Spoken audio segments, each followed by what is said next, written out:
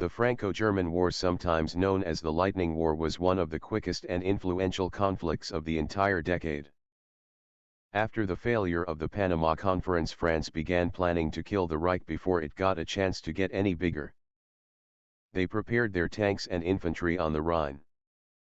Germany was currently fighting Prussia over Berlin, so their west was undefended. France was ready and hungry for war. Launching an attack using their armored cars and motorized infantry, France wanted to capture as much land before they would meet a large resistance.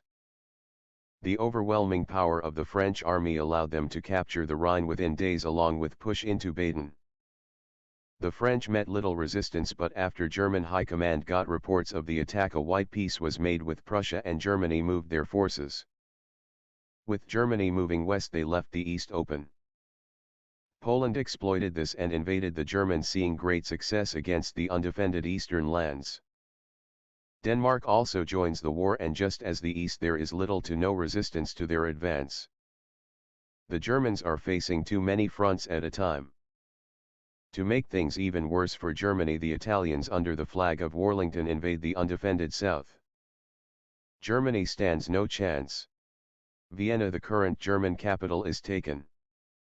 Vietnam, which is a German ally, attempted one of the worst naval invasions in history on Egypt. They were forced to retreat as the French fleet intercepted them by moving warships through the Suez. The Vietnamese fleet retreated into Zeeon ports, where they were welcomed. With the situation deteriorating, the Germans signed the Treaty of Vienna, which was a major embarrassment and had their leader overthrown. A democracy was established and much of the Germans' land were gone. This conflict ultimately led to the next war, the Austrian-Italian War. This conflict was small and lasted a month before Germany was able to reunite with Austria.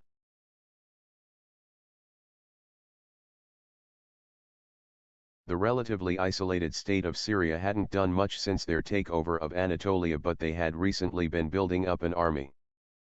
It wasn't the best, and no one was afraid of this build-up, but Malta should have been. The Syrians declared war to liberate the Muslims under the Christians of Malta. The initial invasion was swift as the Syrians blitz into Egypt, capturing the important and strategic canal. The Suez was under Syrian control. Up north, the situation was no different as Syria blitzed through Malta's land in Anatolia.